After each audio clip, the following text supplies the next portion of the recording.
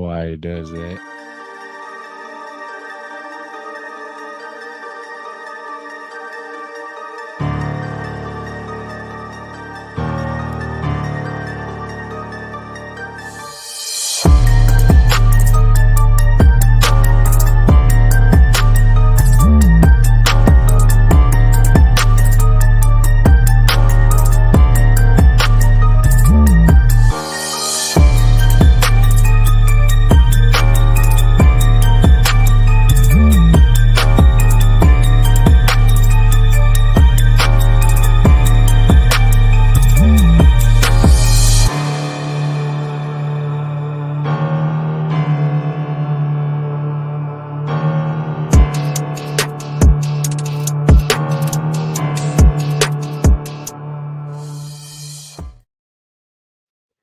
Hey, we lost him.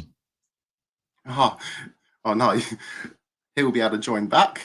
Yeah, he should. Just send him a message. He should be able to. Yeah, no worries. I'll just keep one on here too. As soon as it started, he it showed that he left. Yeah. Hey, so I'm gonna test something while we're doing this. So what I'm gonna try to do is I'm gonna go live. I'm gonna see if it works. If it, well, I want to go. You know what? Never mind. I'm not gonna worry about it. But yeah, I don't know what happened. I just noticed that as soon as I clicked that little thing, it kicked him. I don't know if it kicked him or if he left, but he right on my screen it said "doop." So did you get to see the introduction though? Yeah, I did. That was pretty cool, actually. Yeah, I was like, yeah, I made that. There's a lot of apps, man, that I told you that I could tell you that I can send to you, man, that I use for all that stuff. Like I seen that you had a narrator that I use. I use a narrator for my stuff too because it makes it easier. They also have another app that and I've been talking about it a lot. I can't even remember the name of it right now. I think it's like NVIDIA or something like that. I have to look at it, but you could type in what you want to talk about, right? So like whatever the stuff you're talking about, right? And it will create a narrator for it, right? And then it'll also create a video for you too. So it just cuts out like 30, 40 people, you know what I mean? I bet you his phone probably died. I bet you. It could be as well. Hopefully not. I was wondering that the first time when it cut out. But yeah, well, either way, I can begin this discussion. So, no, we can wait for him. We can wait for him, man. We can wait for him. Well, you know what? While we waiting for him, bro, you know what? I want to try something anyway. I want to test something anyway. So, no worries at all. While we're waiting for him to come on here, I'm going to create a space on Twitter and see if we can get some people who want to participate, who don't want to join this link, even though you don't have to show your face. Okay. I can see. You can even share the live on my group as well if you want, for more people to watch it. Oh yeah, we're gonna do that. I'm gonna test it out. Let's see. So that'd be good. Hold on, I just want to see if it'll work. Because if it works, then it'll be perfect. That's how I get more people in here.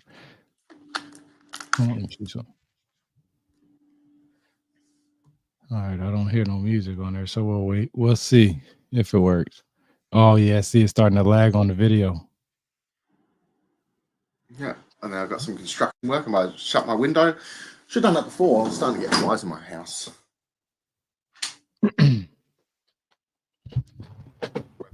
Yeah, see.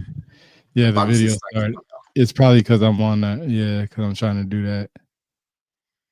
Let me see. Yeah, it's lagging. Oh, let me see. So damn apps. Yeah, you see it? Yeah, it's lagging. Yeah, let me close this.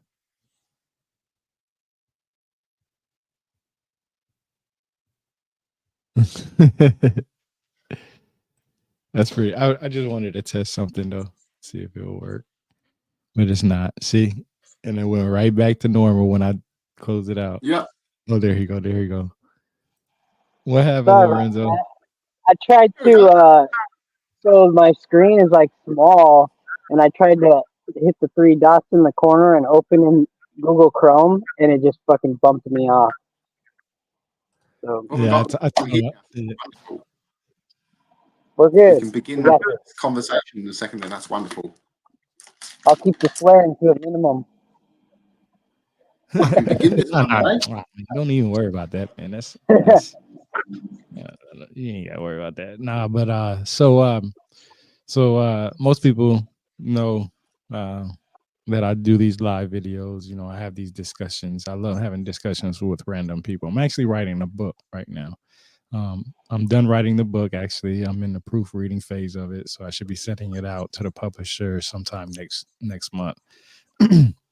And part of my research for my book wasn't just what I've read personally. You know, I can read all the books in the world, well, nobody can read all the books in the world, but I can read as many books as I want to. But that doesn't mean that I understand it just like the next person may be. So what I like to do is I like to learn from what other people learn, not just from the books, because people can say, "Oh, your books, you read books, blah blah blah," but it still doesn't matter if you don't talk to the individual people and stuff.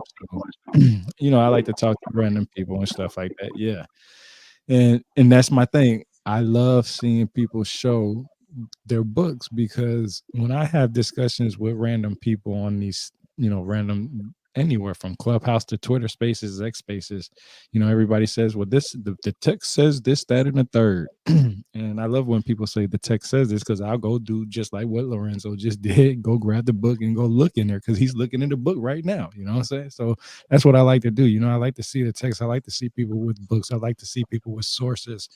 And I love people who can be challenged. I've read many books to the point where people have made a theory, hypothesis, or an idea, and later on it changed because new science and new information came about. And then they don't no longer want to talk about that, and I'm just like, well, you got to go back and tell these people that information is wrong. I like to look at everything. I like to learn from everybody. You know what I'm saying? Yeah, this new Gnostic Renaissance is reevaluating Christianity, and it's a brand new Reformation happening right before our eyes. History always repeats itself too. So reformations is nothing new. It happened before in Judaism, it's Christianity. Judaism, it happened several times in Christianity, even Islam, Buddhism as well. So, it's funny you say that, because history repeats itself, but it doesn't repeat itself in the same form that it was before. So you got to look out for it. You know what I'm saying? If you don't know what to look out for, you won't know that it's coming. So what's the best way to look out for it? You got to read about the past.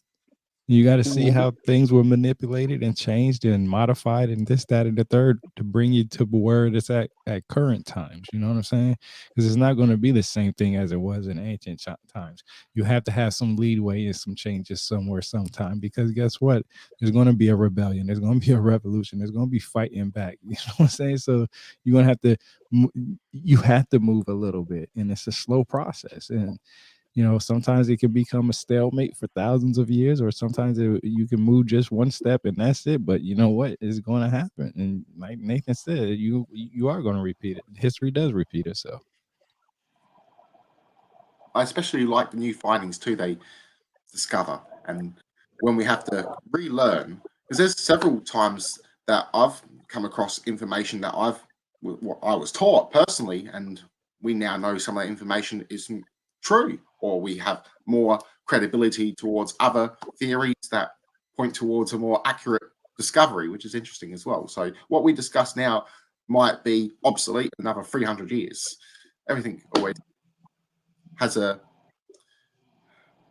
increase in value whenever discovery is made. Basically, we have more of an understanding. A lot of things what we have in this world are theories, because unfortunately in regards to ancient texts, many are still lost and hidden until we discover them, or may never even find. Shame, but the wonders of life. Yeah, like in the Gospel of John, right in the beginning, Jesus is called the Logos, and he's referred to the Logos. That Logos means reason, and I've got the reasoning to see through bullshit and when somebody's bullshitting me. And a lot of like the stuff that I've been, told, I've, can see through all that stuff, and I've had to look for myself and discern what is, the fact, where it all originated from, and yeah, and so yeah, with the logos by my side, I can see, can see what's real and what's not. I like the word logos as well, which should come in handy because one of the texts I want to show has first letter of logos in it. Obviously, the whole word's missing, but I figure this is a good way to start this sort of conversation as well in regards to the Bible, an ancient text. People, they're taught that the Bible comes from the 1st century, many texts. In a lot of cases, a fragment like this on some papyrus that's from the 1st century, and you have this entire text, 2nd, 3rd, 4th centuries, and 4th, 5th century edits. And this is something it's all gone. Sunday school, which is horrible. Let me get a copy of that. Can I get a copy of this is a copy of a fragment of the Gospel of John. Now, this isn't a very good replica. I just did this from the eye. But what this actually says, it's meant to be a whole text with pilot, but this is what the text says basically. Down below, well, actually, let me just see here. This word here would be logos, but it's not. It's missing. So it would continue out to here. So that's just a W basically.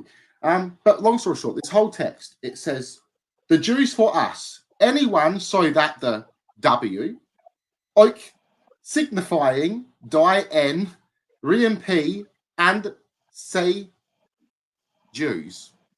So the whole text is meant to say, for the Jews, for us, it is not permitted to kill anyone, so that the word of Jesus, logos of Jesus, might be fulfilled, which he spoke, signifying what kind of death he was going to die, entered therefore again into Praetorium, Pilate, and summoned Jesus and said to him, thou art King of the Jews. So that's meant to be this text.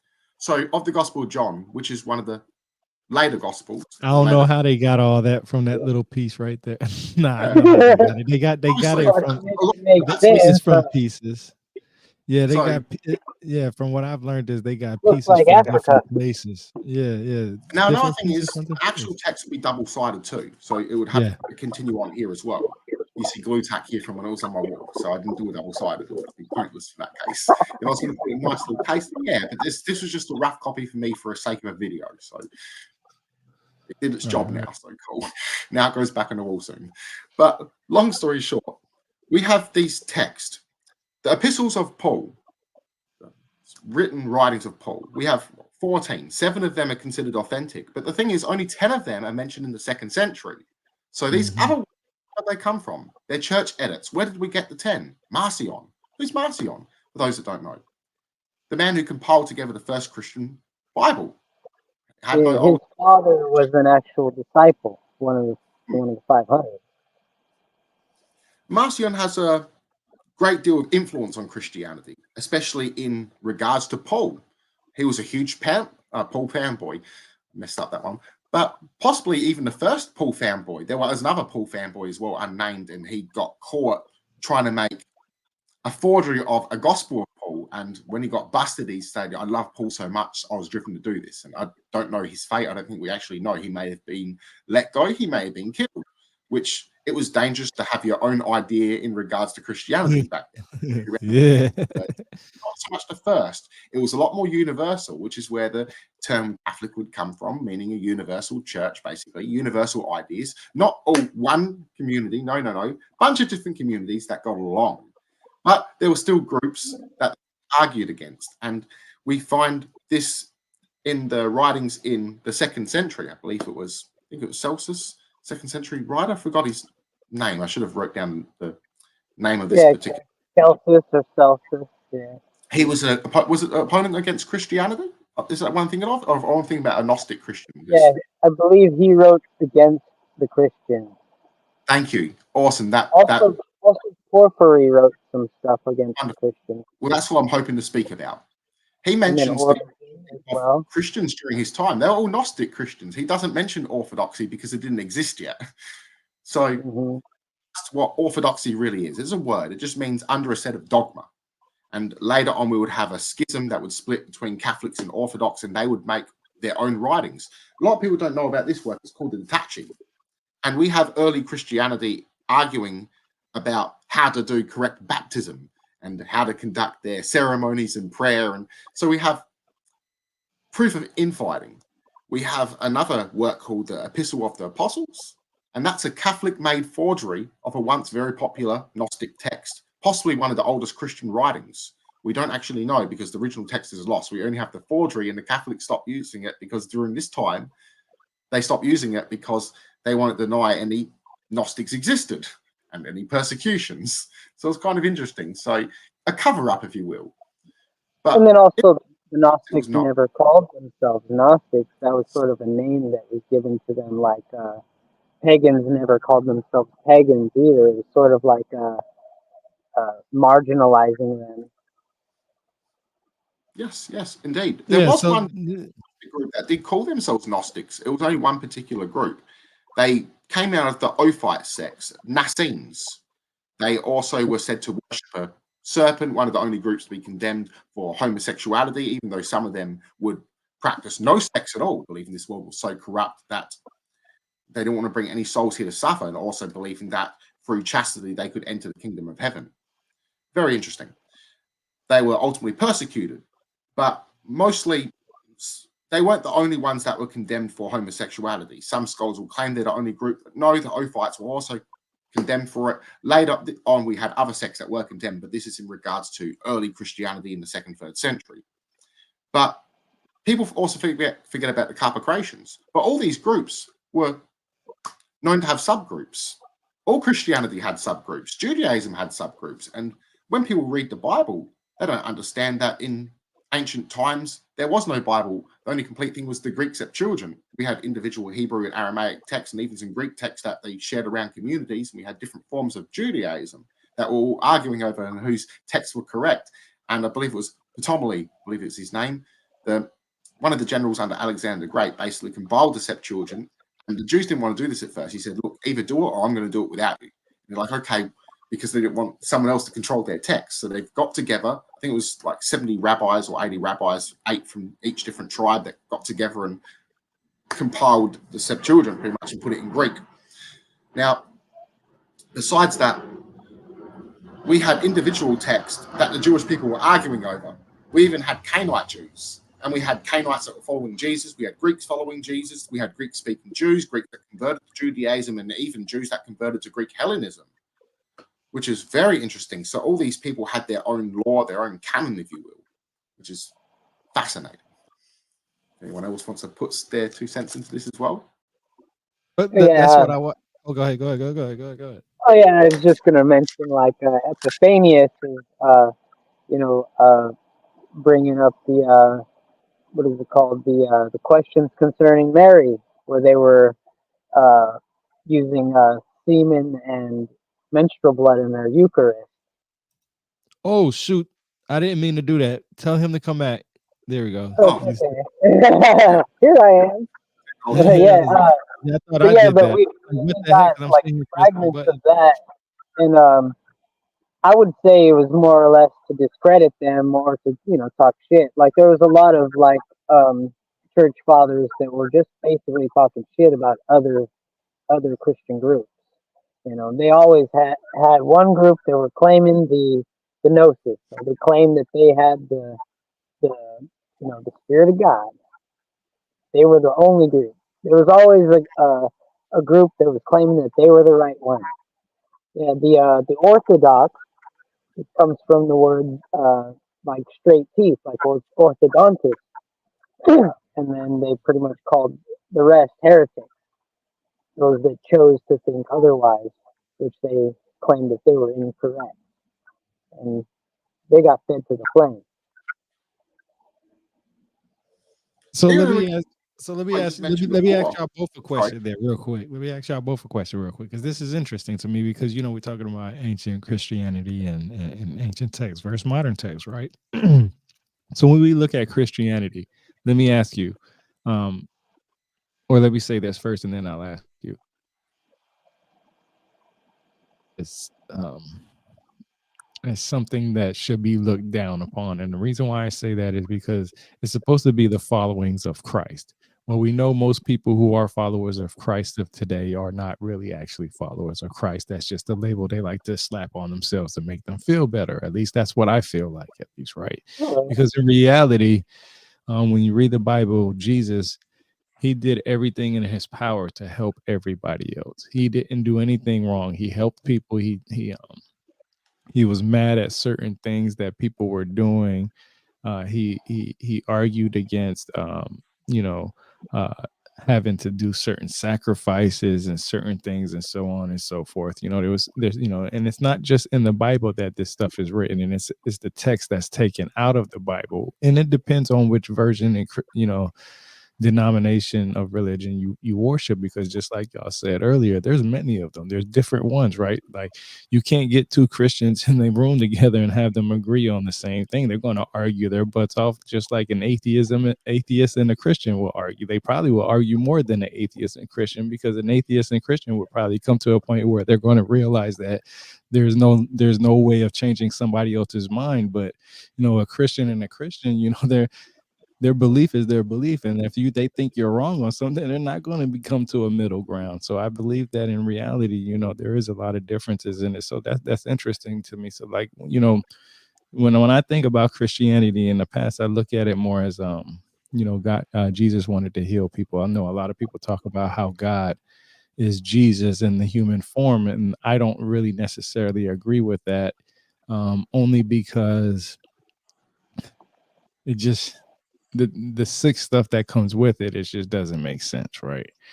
And I've talked about it before. We can't get into it if you guys want to, but in reality, just knowing that, I actually have books from the 1600s that are reprints that are from, respected people from that time frame, that says that, God made the Virgin Mary to birth him and Virgin Mary would be Jesus's mother, but when the Virgin Mary would die, she would become God's wife, and a There's lot of people plenty of theological mumbo jumbo bouncing around. They're pretty much, debating on all stuff that they're not even sure of. And then you were talking about taking stuff out of the Bible. Even Thomas Jefferson has his own Bible, the Jefferson Bible, where he would literally take a razor blade from the Bible and just cut out the acts of Jesus. It's called the life of the Nazarene, or something like the teachings of the Nazarene. Yeah, Thomas Jefferson literally excluded the Old Testament completely, and only cut out pieces that were what Jesus said and what he did, and that's it. It's called the Jefferson Bible. That's very interesting.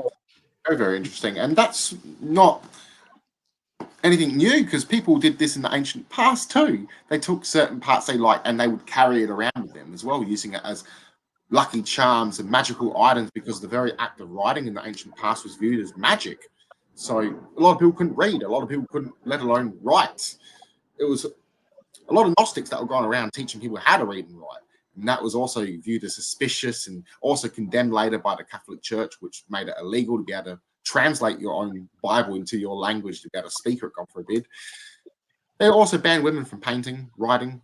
So Gnostics were like the big rebellious people of their time, standing up for what they believed was morally correct. So they were known to challenge social norms, and those who have challenged social norms have always been considered strange or the outcast of communities. Even Jesus was condemned by his own people because he was considered the outcast. He hung around with outcasts. He hung around with what was forbidden, because a lot of people won't talk about this, but within the ancient beliefs of even heaven, they believed there was a hierarchy, not just angels, but hierarchy within people. Some believe the priestly class would have a greater heaven. You also find this in ancient Hinduism as well. The rich have a better afterlife.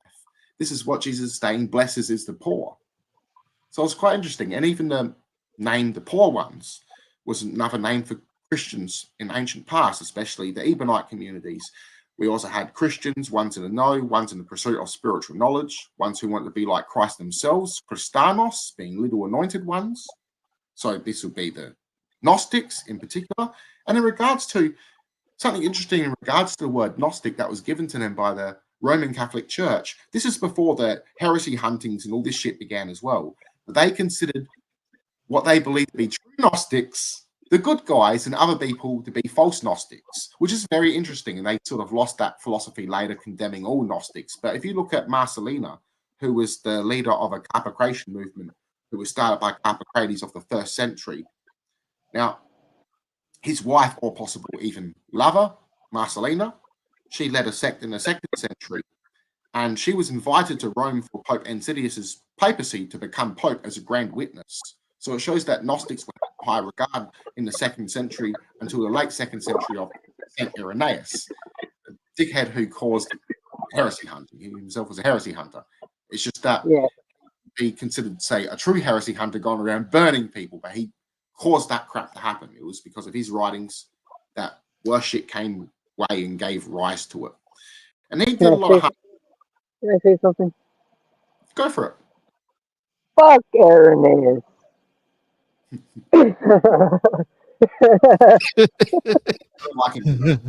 Oh man. Hey, but I'll watch my language. But that's good.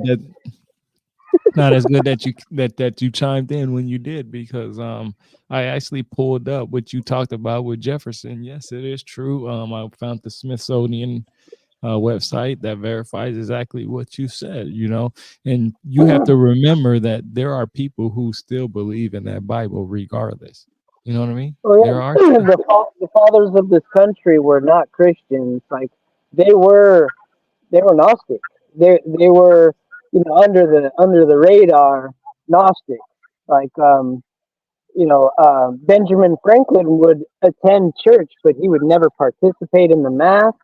He would always leave before the mass or communion or whatever, and he would let his wife stay because she was, she would participate, but he would catch a ride home. He would just, and a lot of the fathers of this country wanted to be like supervised on their deathbeds because they didn't want people coming and knocking on their door and trying to get them to, accept Jesus in their heart or whatever, or try to say on their deathbed that they asked God for forgiveness at the moment of death.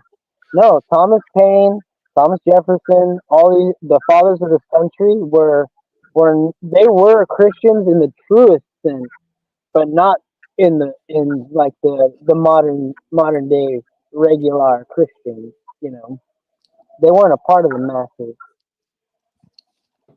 Right. These guys were under the radar.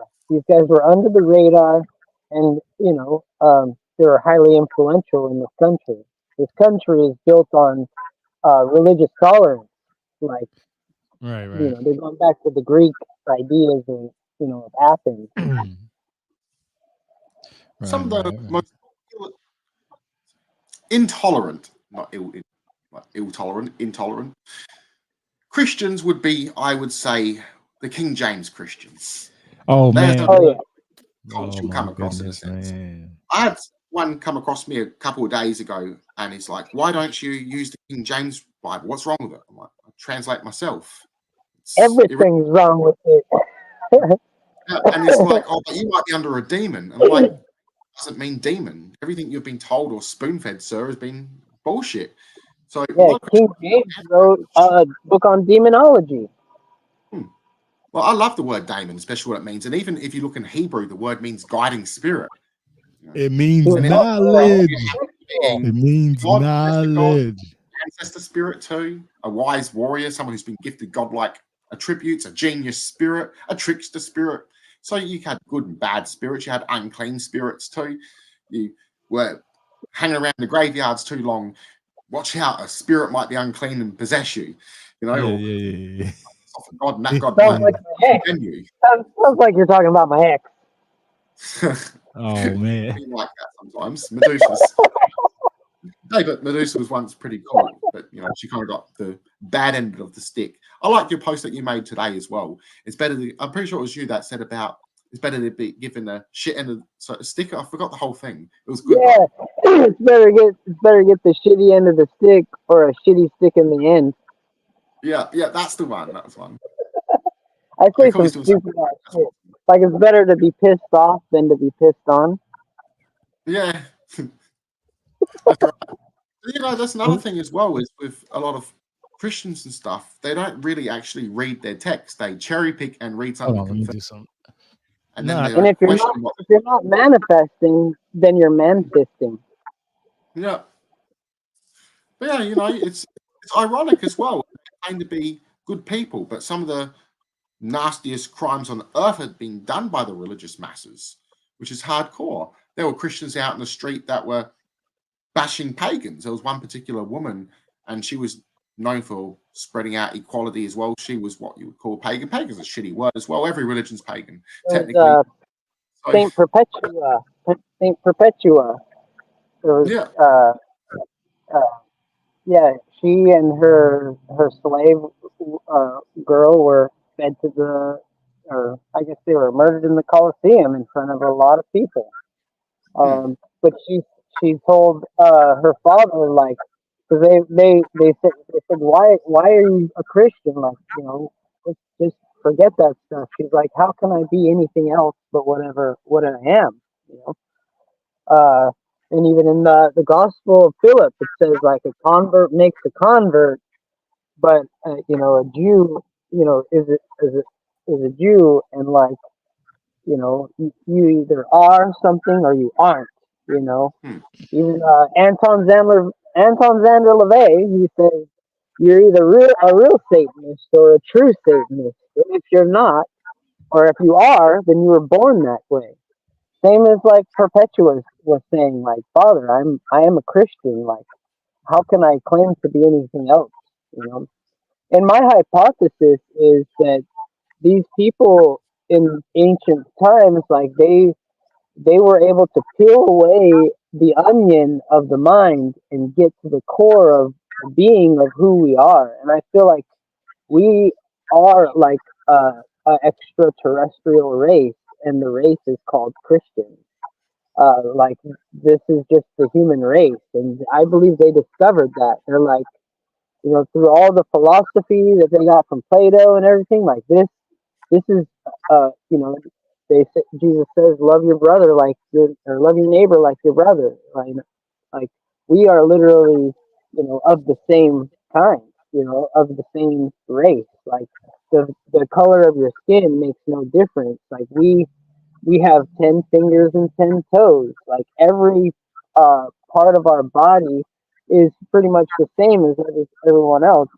And so it goes on the inside. We all have these archetypes in the mind, and our inner verse is just like the universe. You know, it's completely complex.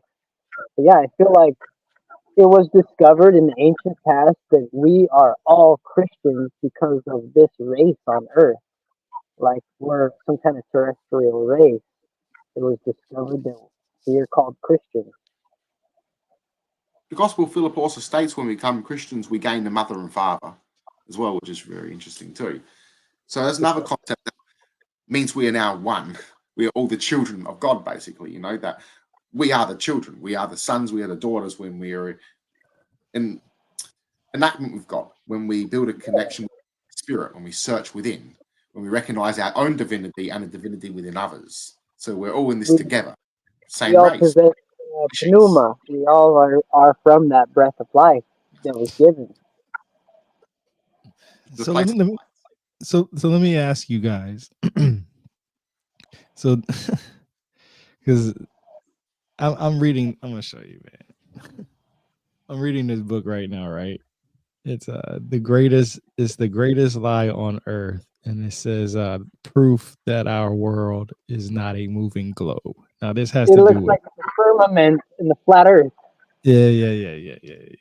And I bought it because there's a lot of argument about it. So of course I want to be as educated as I can about it. So of course I picked this book. This isn't the only book. I have the Ptolemy Almagest book too, but I'm reading this one now, and I'm going through it, and there's a lot of tabs in. I'm almost done with this book. I got a lot of tabs in this book, and I'll be going over this book in the future. But what's interesting in this book is that this guy is very religious.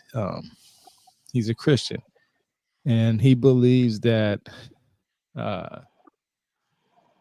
in reality, the Bible says that the earth is the center of the universe, that it doesn't move, right? That it is everything else moves around it. That the earth basically does not move. The idea of earth spinning around the sun is not what he believes in. And he wrote this book on it, and he says the reason why the lie about Christianity, because in here he also talks about how all the religions fight against each other, right? And they all fighting over different reasons, right? I mean, we've already talked about it and stuff like that, but he thinks the major reason why is because he believes that if you don't believe that the earth is flat, then you don't believe in God. And I don't understand how he gets to that. Even still reading this book, I'm gonna probably email him. But my question to you guys is, does that change Christianity in any way, whether Earth is flat or not? The whole flat Earth bullshit and the Earth not. I think you need to get pinched or why is it pushed so much in Christianity? The reason why it was pushed was because Gnostic Christians were talking about the Earth moving. They were talking about the core. They're talking about it being a globe, and the center being the soul, being the rest. So to contradict this pushment of flat Earth stuff, and people who were talking about this stuff were burnt as heretics. They were painting maps. Who were guys painting maps? Who were guys writing, being rebels, teaching people how to read and look at astrology? The Gnostics. Who was making it legal? The Roman Catholic Church. Where's a lot of this shit also come from? St. Augustine. What was he? An ex-Gnostic. Given a bunch of money to condemn Gnostics and write a bunch of bullshit. He himself was what? Man, did I get you riled up, man? I got you riled up. Galileo, he brought up that, that where the globe and, in the center, and the sun circulated around us, or so we circulated around the sun, and the church were like, you better fucking take that shit back. You better, or we're gonna. And he's like, oh, all right. Galileo backed down to the church because he wanted to keep his job. And a few years later, we had Giordano Bruno standing firmly with this. We're not the center of the universe. There are many planets beyond ours, and the church, told him, the church told me, hey, you better take that shit back. And he's like, no, these are the facts. This is the truth. And he took that shit to the flames. And I feel like he doesn't get enough credit for what he stood for. The church later apologized and put Giordano Bruno's statue in front of the Vatican. He was the last Gnostic Christian burn, basically. Yeah, he was the last Gnostic Christian. And then shortly after that, the 3 Rosicrucian manifestos popped up, like 1615, I believe, when he was burnt in the 1600s. I believe that Giordano Bruno was a Rosicrucian in the secret order, and eventually it finally went public in 1615. And the reason why I asked you that was because it goes back to what I said earlier. I always have a reason why I say something. Is because I said you can't get 2 Christians in the room together to agree on anything. And this is one of the reasons why, is because this guy's a wholehearted Christian. Like, this dude has faith in the Bible, right? And he makes some good points on there and stuff like that. I'm not going to get into it. I'll get into it when I do a discussion on it later on, or we can have one on it later on if you guys want to. But the point is that everything seems to go to the Bible when it's needed to be referenced as being factual. Let me give you an example. Gnostics will reference the Bible when there's certain things that they are wanting to share about whatever narrative that they want, right? Then you have let's see, you have the apocrypha, right? The hidden text and some of it. You can find stuff that most people don't know about that stuff, especially about Jesus, for instance. You know how we talked about how Jesus used to push people off of roofs and stuff like that and watch them die and then resurrect them afterwards. You know, that was kind of just, I read that shit. Good. it's pretty jacked up, right? Yo, I'm just gonna push my homie off this roof, and don't worry, I'm gonna bring you back to life. I promise you. I promise. I promise. Like that. I mean, kids will be kids. But that's actually in certain texts, in certain translations, that some people believe that's what is written about what Jesus was. He did things. He was almost what some people will consider as a trickster, and he had to hone in on his skills. Something like how the story, and I hate to use this because some people like to laugh about it, but it's like the skills when Superman had to learn how to use his skills. You know, he couldn't just go walk around, you know, blasting people with freaking laser eyes and you know, jumping up and punching somebody. He had to slow down. You know, the movie Smallville actually showed the good, or the show Smallville actually showed a good idea where he had to slow down than other people and let people tackle him and stuff like that. So it's just, I when I read these texts, sometimes I think about it as, is this just a movie? Right? Because we have movies today, and back then they couldn't make the movies like we were today. So what was the best way that they can do it? By telling it. So you had to have some really good storytellers. And you know, some of these storytellers will hear somebody else's story. It's almost like comics. Like there's a new, another universe for for every character. You know, you got a different character for everything. You know, you know, in this universe, this it might be this person. In that universe, it might be somebody else, and so on and so forth. But they're basically telling the same story of, you know, of where it happened, that from the original first time it happening, because there's always the first time it happening somewhere, and it's hard to get to that. And I feel like the Gnostics were the ones that were asking the questions, like, why do we have to do this? Like, why do we have to put blood on our walls? You know, I'm tired of these flies coming in my hut when I put blood on my walls. Like, why do we have to do that? Questioning that. You know, what source? What God says you have to do it. Well, which God says that? Because does God know that it brings flies into my hut or my house or whatever you want to call it? You know, just think about it. You know, blood on your walls, on your doors, you know, signifying that, you On know, OJ's Bronco. it doesn't make sense for some of that stuff. You know, that's not cleanly. That's not clean, right? That's not supposed to be clean. Like, I at remember least, Eminem's A places lot that was comes from like, too, unclean stuff as well. Some will say bow, but the thing is, a lot of nasty stuff that was given to bow was attributed to well, Yahweh. yeah. But Baal there is was also Yahweh Baal loved also it.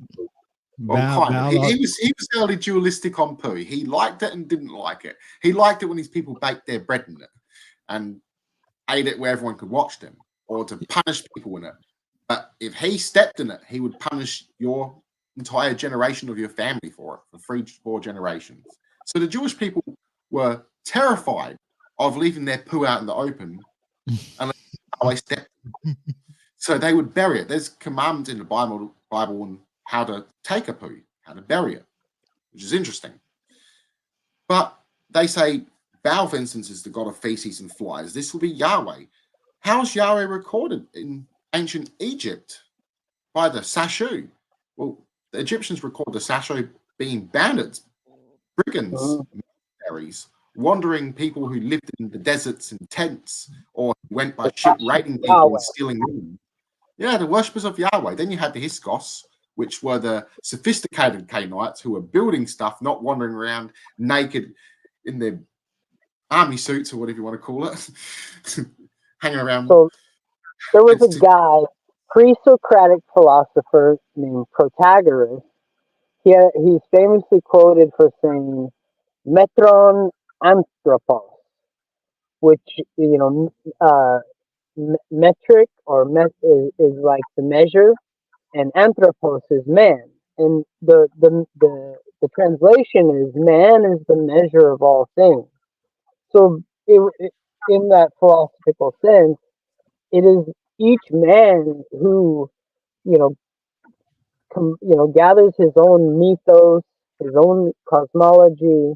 It's in With our conscious mind, we literally create the reality before us. It's like we all see from our own perspective, and we're all gathering, you know, these ideas from our environment. Yes. And yeah, man is truly the measure of all things. It's like if you would, you know, whatever helps you get through your life on a daily basis is going to be beneficial, you know, for each individual. You can't You say also that this mentioned then person the has gathering of to be knowledge. better That's what the than the Hyksos other. did. They were subjected under Egypt for a while, but what separated them from the Sashu is the Sashus went out wandering, raiding, keeping to themselves mostly. The Hyksos, they were mixing. They were taking in the knowledge of their conquerors and eventually overthrew their conquerors and then were basically the bullies of the Egyptian people. So that would mean that the story of Exodus coming from the Hyksos were not the good guys in this story, rather they were the bad guys. They were the usurpers. So they usurped. So Canaan was a province of Egypt at this time. The Hyksos would be the ones who founded Jerusalem, and this would eventually be home to what became Judaism. But this would be diverse tribes mixing in together, taking in stuff from their neighbors. We have El Yeah, worship in different variations. We have the Hittites worshipping El. We have also the Philistines and other people that might be called sea raiding people worshipping Yahweh and other raiders as well. So these faiths would be like combined, not the way we had Phoenician, Asherah, you know.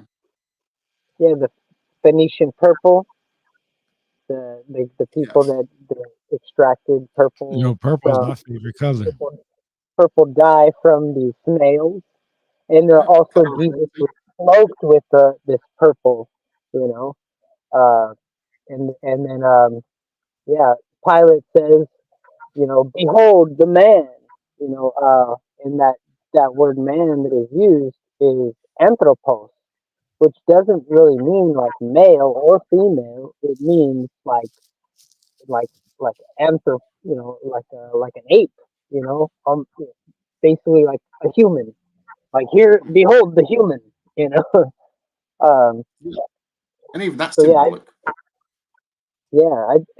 and back in the day, there was a tradition that they chose a person and they called the pharmakos, where they would, you know, take a person outside of the city and beat him to death or stone him to death or crucify him, and that person was to carry the weight of the community, and you know, put the blame on that one person. Kind of like what's happening with Diddy right now with the Puff Daddy. Like he's the modern pharmacist. They're like one of the people that they're taking outside of the city and, you know, kind of crucifying him. Uh, I'm not saying he's innocent, but I'm saying he is currently the one who's carrying the sins of the world, and they're gonna, you know, do as they will with them. And everybody is burn him. Everybody wants, you know, everybody crucify him. Everybody, they love it. They love it.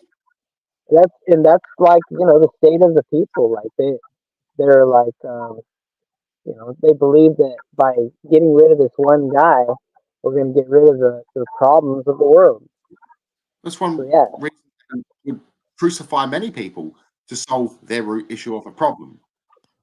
You know? So like that's why Charles Manson was L. considered a Holocaust back in the day. They made him into this big monster because of the media. You know, so yeah, like this pharmacos tradition has not gone away. Something that's embedded into us in the whole thing for the scapegoat. Thus, we have Satan being Yeah, transformed from an adversary into an angelic being and then into this demonic being that is to blame for all evils. But evil, this sort of stuff is still rooted within our old Gnostic ways of thinking in regards to archons, and archon being not these magical entities that people were thinking of, but rather politicians, the material rulers, ones who are ruling over matter, stuff, possessions, who try to rule over us, who tend to be godlike for themselves, you know, that keep us in a system of brainwashing. This is what they're speaking of. Why are they speaking in code? Back then, it was dangerous to speak about your politicians and rulers. You know, you got killed for that. You got tortured. You You know, still do. It's just your family got enslaved as well. Yeah, you might get killed, but yeah, your family would have got enslaved a lot worse. We were under control way more than now. But yeah, even some places like you can go, it's not nice. You can be in a lot of trouble. Like we have a bit more freedom here in the West. But even if we cause enough commotion, then gone. But how do you know what really freedom is if somebody else is telling you that they're giving it to you? Yes, that's coming from within. Here, I'm gonna let you run around free, but only in this front yard.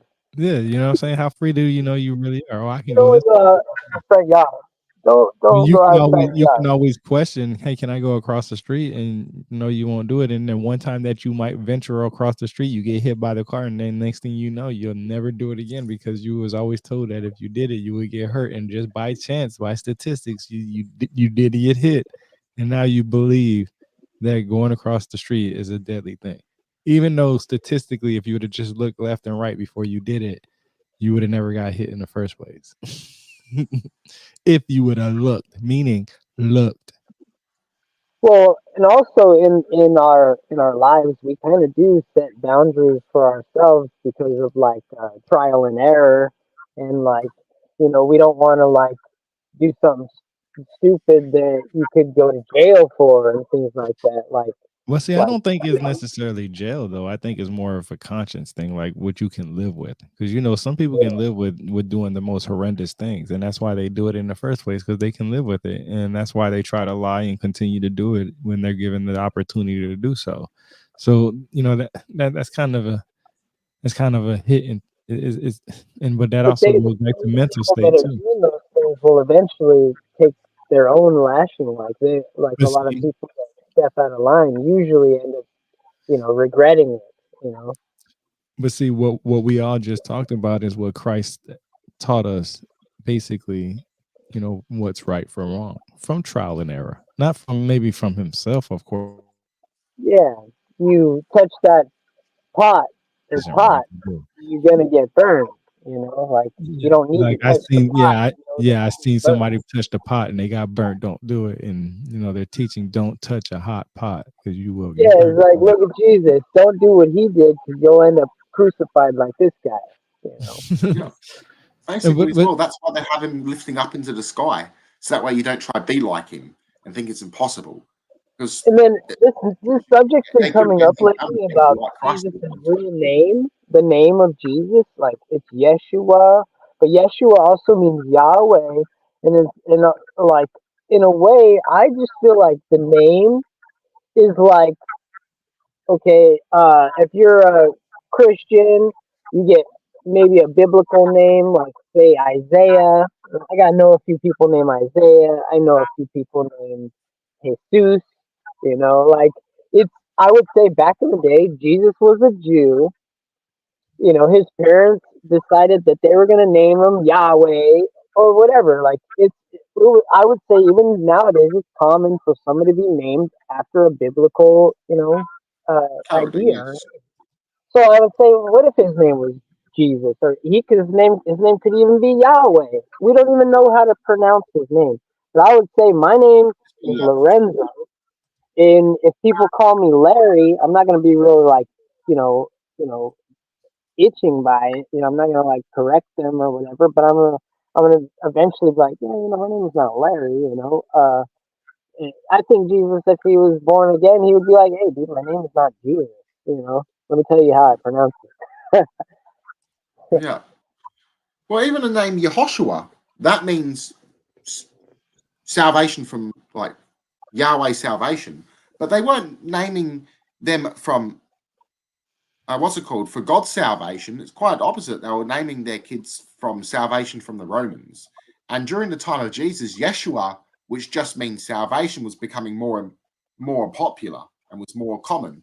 But you also had the shorter variation, Yeshua, which is a little bit shorter, which a lot of say Jewish rabbis would use that name, and they use that as also as propaganda against them, such as the Talmud. And then you would have other ones that maybe even said Yeshu. Then you might have had Greeks that would have called him Jesus. But really, ultimately, the name's lost. We don't know. It was destroyed. It was basically lost during the time of Constantine. Like even the name of Yahweh, we don't know if that Don't was know how to say it. Yeah, we Yahweh don't even or actually whatever. know how. That's been lost too. And some Jews believe that Jesus stole Yahweh's name. And EA that's too. in the Talmud. The J wasn't even invented for a couple hundred years later. Yeah, Barely like that's right. so that right off the bat, when a Christian says, I love Jesus," like, dude, you don't even know what you're saying. You don't even know what the fuck that means. 100%. But yeah, It's like the heart, not this physical, material thing. It's just words, you know? the Christ, he was the Yes, Christ, and there have been that's the many other important thing. Yes. And that's one reason Gnostics spoke of. They spoke of different beings. They spoke of Jesus, Yeshua, whatever the man, and then the Christ. You know, the Christ is something within. Man, even this word has been changed. Man originally meant mankind. You know, before that they would say just male, female, whatever. It come to be, you know, later on, say for a reference for man and woman being separate, especially as societal became more male dominated. But even in the term of it being used of both male and female, it still is regarded to humanity. Son of man translates to son of humanity. Yeah, or It's all mankind, or basically, human, yes. or human. And But even yeah, at times you find the word man being used in the Bible, it doesn't always mean man. Sometimes it means human, person, humanity. yeah. And when you come across he, sometimes it means he, she, it, they, them. With the word soma in regards to body can mean dead body, living body, a mass of anything, a corpse, carcass. So they have all son these of different. man.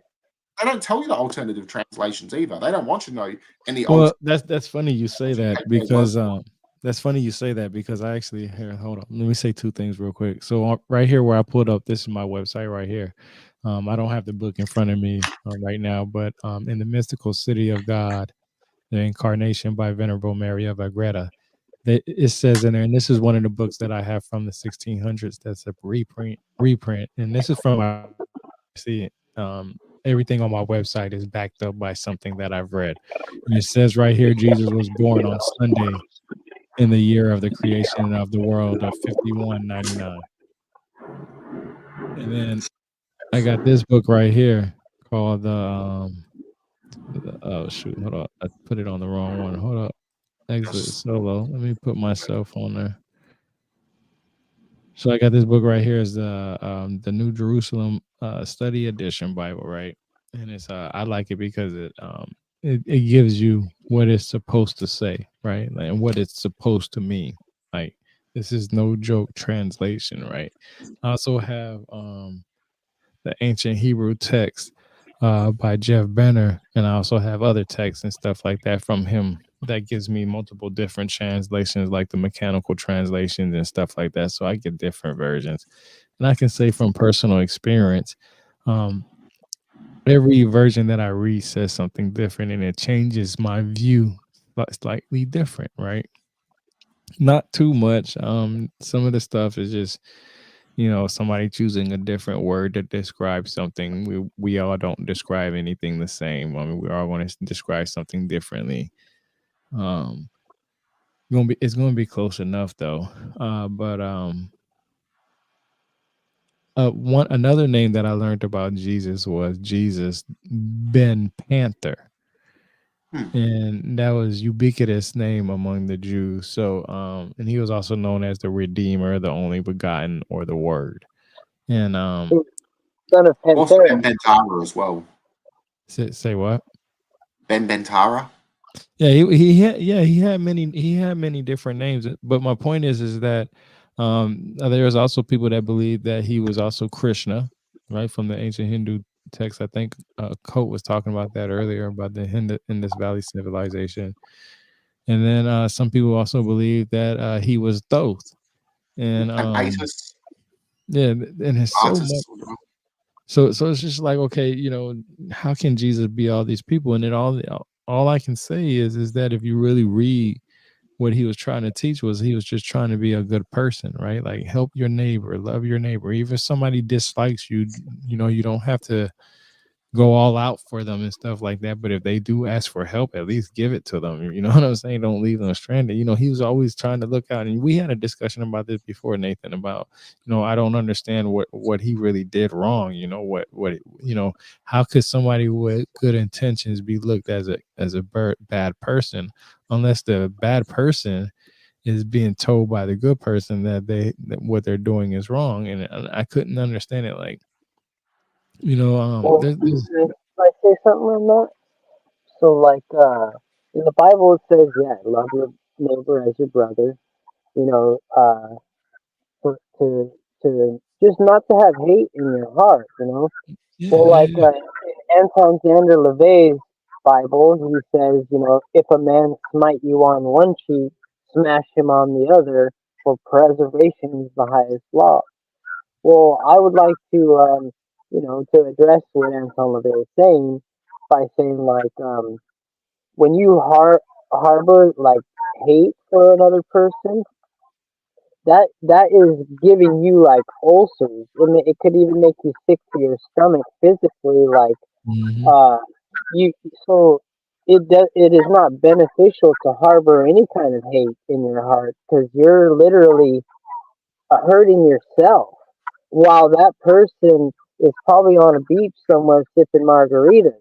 You know, so Yeah, so chilling, just chilling. you're only giving yourself a bad time or making your day shitty because now you've got this anger and hate towards somebody else Yep. who doesn't even is probably not even thinking about you. Yeah, you gotta learn how to balance it out. You know what I'm saying? You gotta, you know, there's a yin and yang for a reason. There's a weighing of the heart for a reason. You know, there's a balance for everything, and I feel like you got to know how to do it. You know, if you know, just like you said, when you're worried about what somebody else is doing, it can hurt you physically, right? You And get over sometimes, yeah, exactly. But some people's passion, some people's high blood livelihood. pressure. Yeah, but think about it. But some people's passion and some people's livelihood is to do that. You know, they if they don't do that, they feel sick. You know, that's Even the our balance. Lawson heard us too, and he even spoke against the laws at the time, and that's one reason they hated him too. When they're talking about fasting, he states, if you Oh, fast, look at my boy cause Fear. harm to yourself, meaning that you go without food, you can die. Yo, there's Fear right there, It's Nathan. also about if you pray, you give harm to your spirits, meaning that if you pray the wrong way, you're praying for God to smite your enemies, you know, stuff like that. You're harboring hate. That's literally awesome. That So this is sounds what he very was. Yahweh. It sounds very Yes, Yahweh. Yahweh was very, very vengeful, and that's one reason they've got both concept of one God now being vengeful and loving was because the Jewish people were getting their asses kicked in war, and they're like, okay, we can't keep raiding our neighbors. We're getting our asses kicked. They're raiding us. We're mixing in El Elyon with Yahweh. Now we have a loving God and a one who's willing to go to war. And the funny thing is, there were some Canaanites that rejected El Elyon, the Most High God, as well, because he was too peaceful and too loving, and they didn't like that, which is ironic. So you see why the Essenes kept this tradition going, as the Essenes, not all of them, but most of them were strictly non-violent, carried no weapons on them. Okay. They Oh, were there you peaceful go. pacifists. Most of them were vegetarian, so they didn't even want to kill anything. They completely rejected sacrificing. They were early form of Judaism. They're older than the Sadducees and Pharisees, which are later sects, which are the main dominant ones that Jesus was challenging, by the way. Then you go before the Essenes, the Mihaja. Now, who are these guys? These were Gnostic Jews of the 1st century BC era. You see early Gnosticism again. So this is older traditions, and it's just later traditions being changed, and then they're going around persecuting others. We even had traditions of Baal and Yahweh being married to Asherah, but before this, Asherah was their mother. So we have some kinky, nasty shit that's been stolen from Pornhub going on. Are we So talking about God's wife? yeah, who was originally the mother being, you know? And there were even Asher, ancient that believed both Yahweh, sorry, my bad, El and Asherah were one being, both a concept of masculine and feminine God. And then they also had traditions of Yahweh and Baal being their children. You had all these different versions of belief, and there was no one belief. It was always diverse. And it was the same with Christians. You could put them in a room and none of them would agree with it. Don't put St. Nicholas in there, in Puncher, which is where Santa Claus comes from, which he actually got kicked out of a meeting because during the Council of Nicaea, he punched one of the other members in the face because he didn't like that this other Christian believed that Jesus was a spirit and didn't have physical form. He's like, no. And then we have St. Nicholas. So they never got along, really. It was the Gnostics that tried to hold everything together. They were the glue. And when you start burning the glue, shit melts. Hey, it's always gonna be like that, man. You know, unless you got that gorilla glue, then shit, you good. What's interesting as well, the kafar, which they don't get spoken about. I like the kafar for one reason as well. One very big reason that made me think, oh, wow, that's very damn impressive. I don't know if I could pull off this stunt. They managed to cause peace for a short time period, but in the basically border between France and Spain, and they caused peace between Muslims, Jews, and Christians, and they got together and they were writing works of art, occult text. So they'll go and exploring their faiths and combining all three mystic elements together. They managed to cause that. Then later persecutions happened because they were getting too popular. Languedoc became basically a utopia. People were learning how to read and write in greater numbers. Art flourished. Now, not just art, but the economic system itself also flourished, which is interesting because the Kafar didn't so much believe in wealth. They kept giving wealth to the community, kept giving food to them, place of shelter, running orphanages. So there was a lot of good that they were doing. This is one reason why there were a lot of Catholics that stood up against the Roman Catholic Church to protect the Kafar, because they said that these people have done nothing wrong, and if anything, they are just and better than us. And when they were ultimately persecuted and killed, they were told to convert or die. Many walked into the fire singing after seeing their loved ones sexually assaulted and burnt alive, and killed and tortured, exiled from their homes, stripped naked and thrown out in the streets and bashed and spat on. Which is interesting. Christians have a weird habit of doing the same tortures that happened to Jesus upon others in the ancient past. Very weird. Christians have even crucified others. Why? Again, they mock their very traditions. They don't understand where they come from.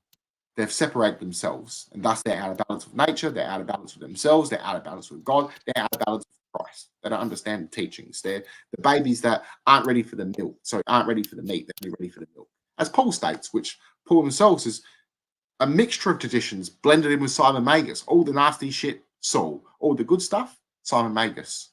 Now you have the Essenes, of which were interesting because as they evolved, and then they become Jewish Christians, you had Ebionites.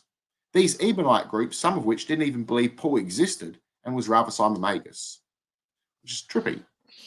So they accepted some Saul dude that went around killing people, and they believed that this Saul who became Paul killed James the Just, which is also interesting. That was within an Ebionite belief of the 3rd, 2nd century, which survived until the 4th, I believe.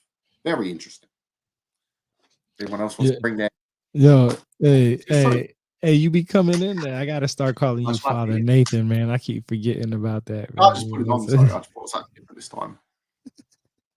Nah, but you know, it makes sense, man, because I'm telling you, you know, a lot of books that I've read personally, you know, I always find contradictions or something that's different from something else, and it always on what you believe.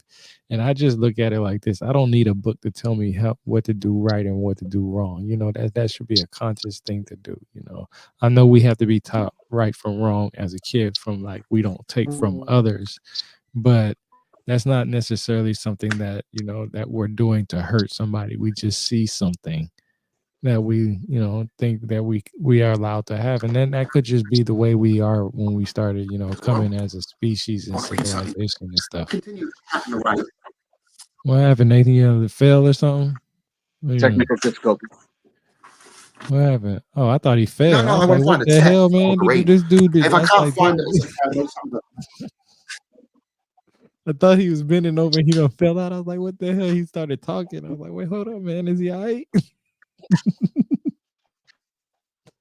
I'm trying to keep my phone charged. Like I got 14%. Repent's also cool because that whole word as well, what Christians don't understand, it means the change of the inner man, you know, a change of consciousness, a change of mind.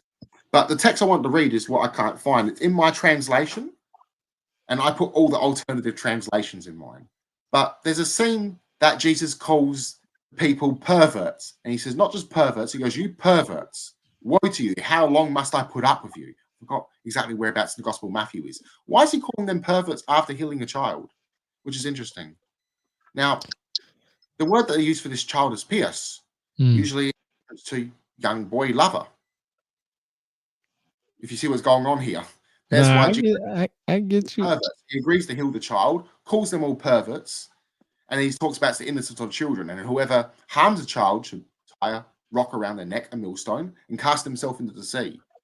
So this is another reason why I also kill Jesus. When he's in the temple, he frees children. You see this in Matthew 21:12. You read the whole entire thing as it goes on. But what the children shout out is what a lot of people don't mention is Hosanna. Hosanna means save us. So they're praising him, shouting out, save us, the son of David, in reference to a Messiah. So what were the Pharisees doing? They were raising young women in the temple as doves. So this tradition that was going on is something that Jesus challenged. This is why they put him on the cross, strung him up there naked and crucified him, tried to give him an erection with myrrh. So in other words, to shift the blame upon him, so that way the people don't rise a belt against them. Now, they were scared of the crowd that was following Jesus. They were terrified of the mob. So we have the Jews shifting a blame on Jesus, stating that in the Talmud that he stole the divine name of God, and thus he was able to do his miracles. He didn't take the divine name. He took their drugs. So he went around with medicine. When he, in the references of healing with Jesus, it's always in reference to taking care of, medically serving them, medically treating them, or even just ministering to them. Now, this can be simply a good word to someone, can change their life. Your kind of action can be a miracle. So he's teaching people basically to be in the right relationship with God, to find their inner child and their innocence, and to be like children themselves, be innocent. And even when the text when he says to be wise as serpents, as innocent as doves, means to be aware of the evil of the religious teachings, but be innocent of it. So don't follow them. They might speak words of justice, but they don't do what they say. They do the opposite of what they say and act. So we have many contradictions. We look at the Talmud. We have the ages of virgins being mentioned. They are 6 to 14. And somehow a young girl at age 3 can have intercourse and be called a virgin still. The Talmud has disgusting shit in it. So you see Jesus challenging this shit. Now, later on, the Jewish people stopped. Hey, hold on, Nathan. Did you say something, Corner? Oh. Ouch. Yeah, no, what happened? The digital gods have gotten your voice, bro. Yeah, we can't hear you. I know he was saying his battery was dying earlier. Could be that. That's no good. Yeah, You might have to come back in. In the Gospel of James, they talk. He's trying to talk. He can't hear us. That's his guy's wife. He's sitting in a tin can. Can you hear us? Oh, we can't hear you. Okay, yeah, now we can hear you better now. Oh, he just left. Okay, yeah. Yeah, my 3 join. I think it was his battery. I think it was his battery on his phone because he said he had like 14%. Either his battery, it's just like whenever, like, unless he has Wi-Fi capabilities inside his vehicle, like he's sitting in a tin can. Like my shit comes in and out whenever I'm sitting in my truck. Like for some reason the signal just kind of gets lesser. Yeah, it was in his car, so yeah. But I wanted to make a comment as you were talking about like Hosea, and save us and whatnot. And I always thought in the back of my head, like when he was talking about, you snakes, you heathens, you perverts, like he knew when he healed those children that like the priests were diddling them, just kind of like, the Catholic religion today and many others. Yeah. Yeah. That's basically what was going on, yes. And even the early Catholic Church was doing it. This is kind of disgusting as well. I'm not going to mention the whole text or anything, but the person that wrote it was Gregory, Pope Gregory, the one that the Gregorian calendar is named after. So, I know who you're talking about. I forgot which number he is. But long story, what number of the Pope he was. Maybe the 13th. I think the 13th Pope. I believe he was the 13th Pope. Long story short, he states that it's more pure to have oral with a young boy than what it is with a female woman. That's horrible. That's disgusting. Yeah. We have a calendar named after that dude. What the fuck? Let's change that shit. Why honor that piece of shit? You know? But long story short, that shit's been going on for a long time.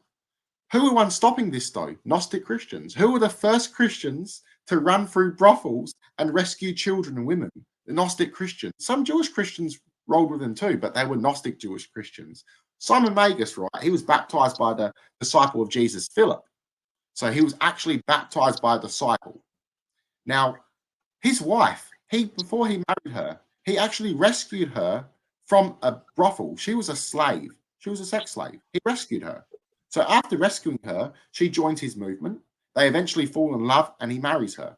And in some traditions, Helen, her name, by the way, is meant to be the feminine aspect of Simon Magus or even of the Holy Spirit itself, being Sophia reincarnated. Now, it's possible that wasn't even her name. And it could be that this tradition is actually a tradition. And it comes from something deeper. And that was the early Christians rescuing children. And it didn't matter if Simon Magus, whether or not married this woman or not, because the Gnostic Christians that did believe this went through brothels and did save children. They also went through the wilderness that the Romans and Greeks were known to leave children out to die. They'll rescue them. So this is what made early Christianity popular. It was due to their acts of love, for compassion of children, and also for women. So many of the early followers of Jesus were women and children. And if you're loved by women and children, it shows you're doing something right. You know, he was mostly hated by the men, you know, but even men followed him. He had universal people. He didn't just have his own race, if you will, or whatever, stupid word. But he had Greeks following him, Persians following him. He had Canaanites following him. He had other types of Jews following him. So he was very universal. He didn't turn anyone away. Unlike the Pharisees and Sadducees, the top two dominant factions of Judea at the time, they ran the temples, and they also shared temples on certain days. Essenes had a day in the temple than the Pharisees and Sadducees. The Sadducees were the one profiting from it all. They were the rich guys. But the Pharisees were the ones that were mostly writing it. But the Sadducees also rejected many scripts from the Pharisees as well. So we had two different versions of Judaism with complete different beliefs. So the Sadducees only believed in the first 5 books of Moses and rejected everything else. They did not believe in an afterlife. They did not believe in a Messiah. They did not accept anyone who was called or even was labeled Messiah. They did not believe in angels. They did not believe in a Satan. They just believed in God. Now, the Pharisees, they had a bigger law than the Sadducees. They had 24 books as canon. They believed in angels and spirits, where the Sadducees didn't believe in spirits either, by the way. They believed once you were dead, you were dead. And the Pharisees, they believed in angels. The Essenes believed in angels as well, and spirits. They also believed in an afterlife. The Sadducees believed that you had a physical body. He's body. trying to talk again, Nathan.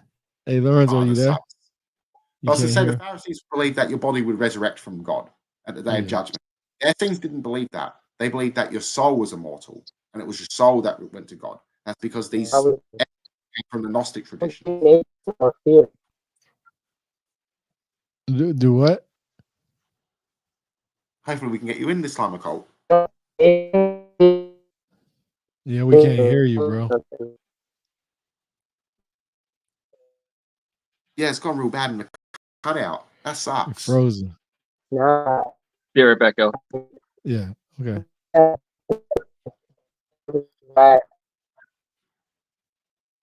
Yeah, we can't hear you, bro. Yeah, all cut out, brother. Which sucks. Yeah, he's probably because I saw him driving. He probably got to a spot that has no signal. Yeah, maybe. Hopefully, get some signal. No, but I wanted to ask you something. So, because you're doing your own translations right now, and yeah, I just finished the Gospel Matthew. Right.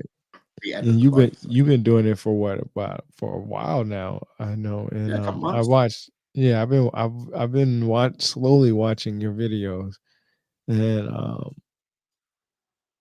one thing that's confusing to me is that between the Jewish religion, between Christianity. Here he's back in. Can you hear us?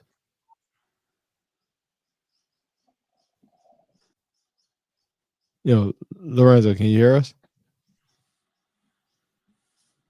Oh, he must be in a bad spot. Yeah, bad connection. Yeah, but going back Archons to are after us, bro. no, but for Christianity, I don't understand why there's so much different. Like, why is there? It's crazy that all these religions believe in a God that's supposed to be a good God, but their God is killing, or in their eyes, their God is supposed to kill off other religions and other people. That doesn't make sense to me. Some of the stuff, some of the hatred that went on within the Bible just by itself. When you read the Bible, especially the Old Testament, you got a lot of weird, crazy, sick stuff in there that doesn't make sense. For one, in the Bible, I wouldn't want to try. I couldn't imagine going to sacrifice my son, tricking him on a journey. We're going somewhere, and then convincing him that we're going to go on top of this mountain and I want to sacrifice him, and then let alone God himself doesn't even come and stop me. It's an angel that comes and stops me. What if that angel never made it in time? Then I would have went through with it, right? But people say that's faith.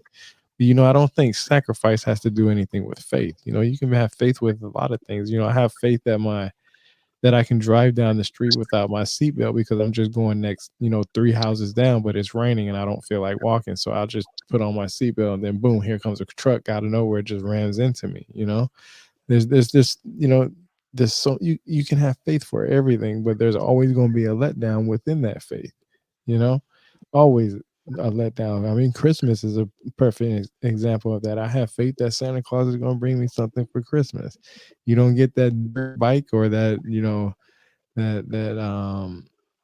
the gaming console or whatever, or a 4-wheeler, you're gonna be like, okay, there's no real Santa or something, even though there isn't real Santa. But based on the origins, there was somebody who was known as what some people would consider a Santa Claus, right? Given to the people, right? Given to the children and stuff. So it's just so much crazy stuff about that. Hey, Lorenzo, you there? Yeah. Can you hear me now? We can hear you now. Yeah, Yahweh says it's cool to go conquer a village, and if you find a beautiful girl, you're able to shave her head and let her mourn for a month and make her your wife. Yeah, a lot of It's people kind ignore. Well, Yahweh is known as the God of war, though. He is. Oh yeah. And the I always Romans reported that as well. That's one reason they were kind of a bit iffy on Jesus. They didn't know that the Jews were He's diverse an enough. ass. He's So an ass god.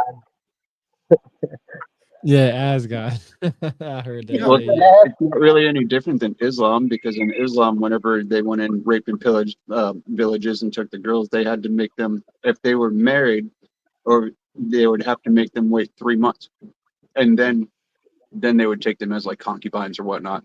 But if they were not able to be pregnant, or I think I might be mixing up a fact here, don't quote me on this, but if they weren't able to be pregnant, then they would widow them from like even 18 all the way up until like No, I read that. Yeah, you're right. I've read that. Like, if they can't have kids, then they're in those those time frames, they weren't worth it, and you can get rid of them and find you a new one that can have a child, can have children. Yeah. You're right. Yeah, I've read that, and that's crazy. Islam was built upon slaves and war. But see, that's crazy because I think about today, like we live in a really, really, or I would say we live in a really civilized place. Like I couldn't imagine, getting rid of a family member because of, a disability, or they couldn't have a kid, or do this. Or I would hate them, or they were no use to me, and this, that, and the third. But people's, like I was saying, people, what you can live with, what is it that you can live with? Is what people will do, and that's why I say it's hard to convince people to take away from their beliefs, because once somebody believes something, they don't care. If they believe that they're the spawn of Satan, they're going to do the things that they think Satan has done. But let me ask you this. Okay, when we read the Old Testament, all right, one of the first lies in the Testament is which one? Don't eat from the tree of apple, because if tree of knowledge, because if you eat from the tree of knowledge, you would die, right? Well, technically, Adam and Eve died, but they still died much right? Yeah. But Didn't the die straight point, away, like he said. yeah, yeah, and that's my point is that um the serpent, first of all, when I was a little kid, I always wondered, why did God always say you can't eat from the tree of knowledge? If you're supposed to be told that, if you're supposed to go to school and you're supposed to get good grades and you're supposed to do this, that, and the third and all this other stuff, then why would God say don't eat from the tree of knowledge? And that was a long journey, and it still kind of is. I got kind of my answer on what it was so far, at least. But why would he want people to live for for forever? Because his comment is that if you eat from the tree of knowledge, you will die. I mean, some people say you would die right away. Some people say that's when you will no longer cease to be living for the rest of your life. That you will have a time frame, an expiration date in your body. But my point is that why would God want somebody to be on earth or people on earth toiling his earth naked, right? And not knowing what the gods know, right? Like, wouldn't you want your children to know what you know? Like, if you're a parent, you want your children not only to know what you know, but to know more than what you know. And that's why you always ask them, to do better in school and stuff like that, and so on and so forth. But I just never understood why God would want to forbid us from having knowledge. Like, he never said what type of knowledge. And let me ask you this, and this is where my question comes into: do you think there's bad knowledge? Do you think there's information that we should not know at all, no matter what it Well, we is? also spoke about knowledge being living or dead. So useless knowledge. If it doesn't serve you in any way and it's going to cause harm, then it's useless. If it's Yeah. beneficial, it serves your life, it's true living knowledge, then it's real knowledge. I would say there was like the work of like Machiavelli, Mm-hmm. the Prince, where he says like basically like you if you are all good, then you're like naive to the evil in the world. So you can basically be chewed up and spit out by the evil in the world. So it's it's good to be well rounded in your knowledge of good and evil. I agree with that too. Another thing I wanted to mention too before I forget, because you actually reminded me, Tyrone, before, in regards to Isaac with Abraham being sacrificed, where you have the story of God changing his mind. That seems to be, and there's some Jewish scholars that agree with this too, that's an edit. Because when you read the story, Abraham comes down the mountain by himself. And this implies that the original ending was that he did sacrifice his son. And it was later edited. But that's quite interesting because we have sacrifices being mentioned in the Bible that no takesy backsies. Once you offered something, whether it be human, you could not take it back. Jafar also sacrificed his virgin daughter to Yahweh to win a battle. So he promised that if he was granted victory, he would sacrifice the first human being who ever greeted him. So obviously he was expecting a slave or whatever, but it was his daughter, his only daughter, a virgin. So that means aged 9 to 14. So her playing with the tambourine, being able to go to the mountains with her friends suggests that she was probably around 12, 14. And how would she have died? She would have had her throat slit and she was burnt. So that was how they killed you before the sacrifice. That's a horrible way to die, especially for your own daughter.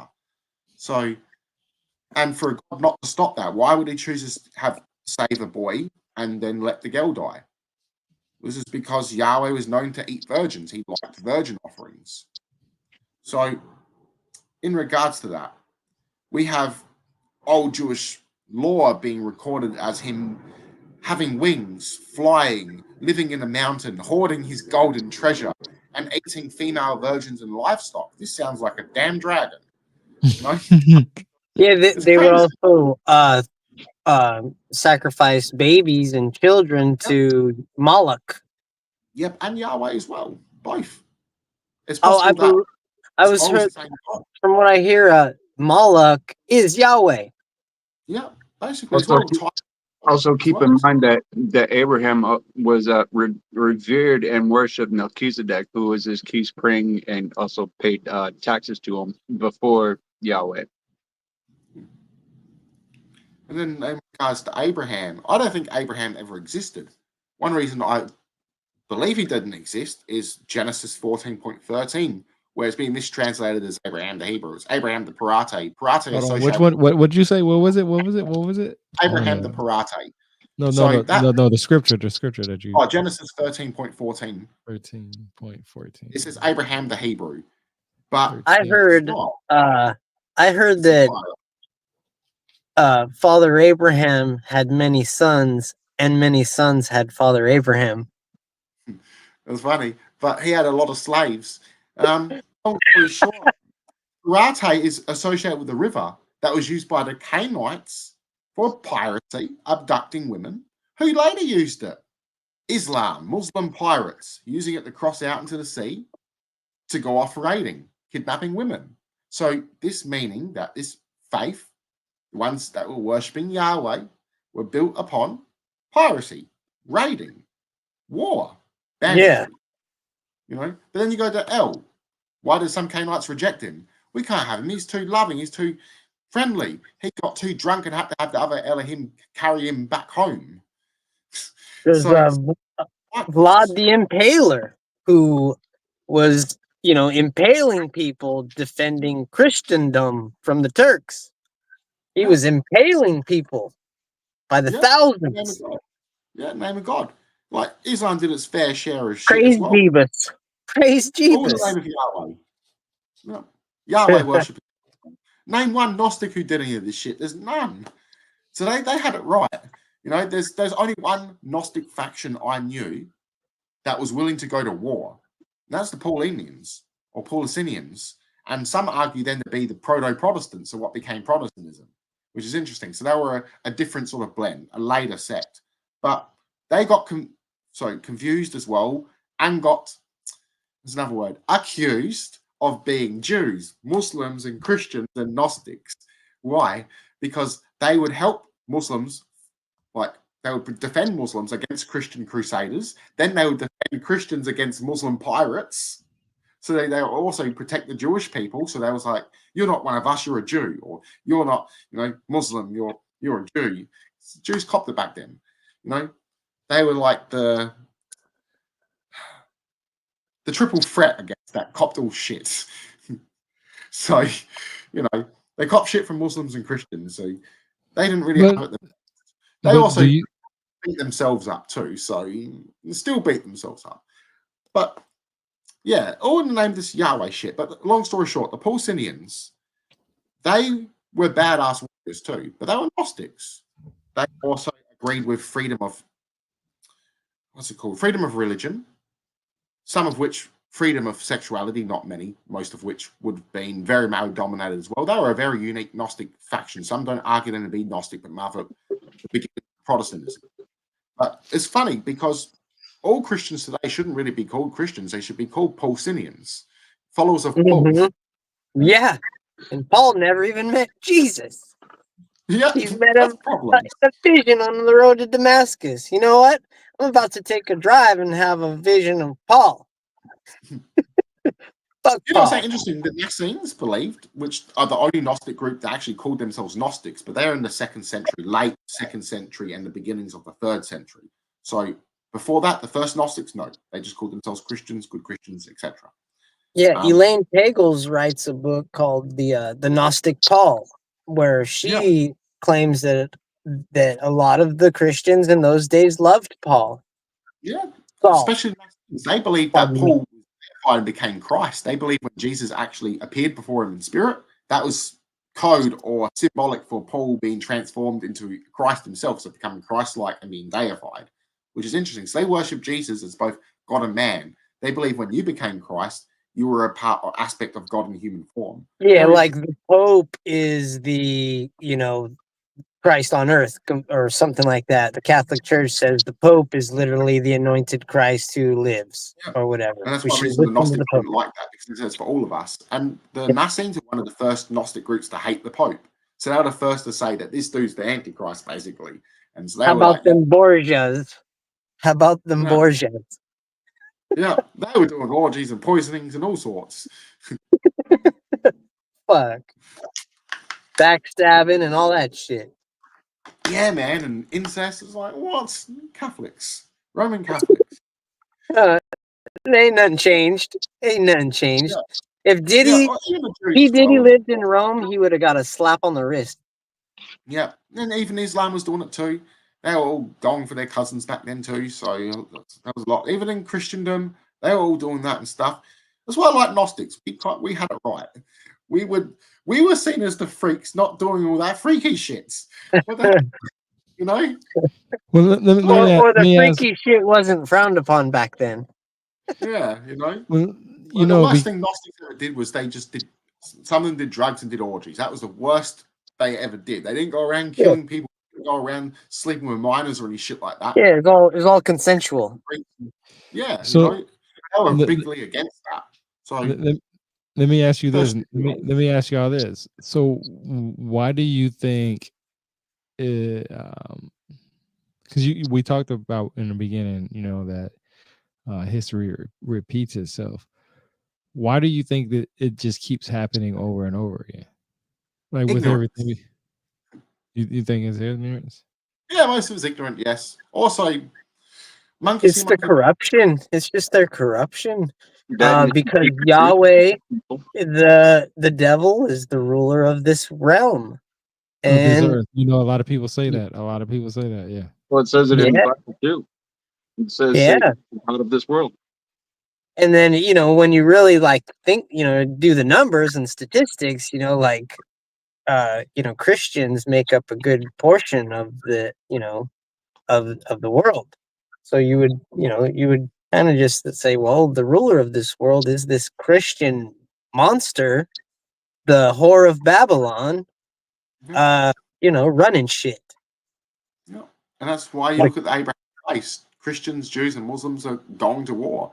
The only ones that don't go to war, again, is Gnostics. We haven't got the numbers, and nor will we want to. You know, some of us would defend ourselves. Some of us would just be like probably hiding the bunker underneath the ground to meditate for life, and they'd be happy doing that. You know, like we were always the unique ones, which is interesting as well, which was needed back then. And that's one reason even the early church would look upon Gnostics with ideology, basically. So recognizing them as having knowledge. So they would turn to them to understand the mysticism within their own text. And that was later a no-no because you had to have a relationship with the Pope, Roman Catholic Church. So again, the Pope, Martin Luther tried to reform the church. I think really Martin Luther did the best he could, but this monster, the Roman Catholic Church, I'm sure they just infiltrated, you know, the Protestant movement. They say with the Jesuit order, they you know, made an oath to go after and destroy the Masons, Protestants, and you know, even you know, to smash the skulls of the babies against the walls. You know, like they literally made an oath to infiltrate and destroy everything Martin Luther was trying to do. It's crazy. Like even Harry Potter books were burnt. Like Catholic churches and all that across the world, Protestant churches too. I got pulled out of an English class, so I pretty much had to do another thing. And because they felt bad for me, I think I got a C. So I didn't even do their essay. I did a complete different thing. I got stuck in one of the classes for all the disabled people because my parents were so religious they didn't want me to do an essay on Harry Potter. So that was at a Catholic school, which is interesting. Muggles? Yeah. So I was kind of surprised. So I rebelled a lot because of that when I was young as well. So I remember even got pulled out of Sunday school for studying I was the son of the devil because I got told that my pets will go to hell by my Sunday school teacher. So I was a bit rebellious with that. But all Christians always have their own version of their faith. So I had my own understanding even as a child. And I remember being fearful for my friends that I would go to heaven, but because they didn't believe, they would punish. And I even was worried for one of my teachers. And she goes, do you think that God would punish someone for the rest of their life or for eternity just for not knowing him? It made me think as well, you know, she's right. You know, that's something that the church has wrong. The brainwashing of hell to make you fearful. It's not a right way about it. It even tells you not to do that in the Bible, which is funny because Christians don't read their text. And if they've read their little tiny chapters, they've read it in English. They haven't even attempted to look it up in Greek or even attempted to look it up any Hebrew passages or even Aramaic passages either in the Old Testament. They haven't sat there and questioned it, their own mentality. They don't even understand what it means to be like Christ, which is all these concepts that they have in the modern church are stolen from Gnosticism. A personal relationship with God, this is Gnostic. The belief that you ascend to heaven is Gnostic. It was considered heresy to believe that after death your soul immediately went to heaven. It was meant to go through a process of judgment, as if it went straight to heaven, this then showed that it lacked God's judgment and punishment. So the soul had to be punished in some way before being worthy into heaven, which is funny. That's no longer mainstream belief. So they've borrowed all this from Gnostic concepts. Is that where you get like purgatory from the Catholics, though, right? Somewhat even from Gnostic traditions. They stole it again, which is funny. So spoiler alert, I posted recently. Spoiler alert. You will suffer regardless if you've sinned or not.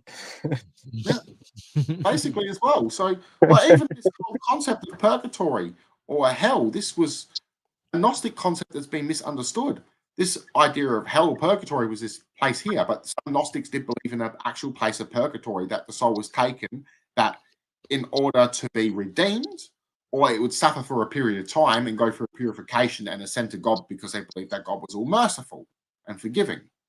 But not all of them had this approach. This was a later Gnostic belief that would eventually go into hell. Gehenna, for instance, which got mistranslated as hell, doesn't even mean this. It's a valley.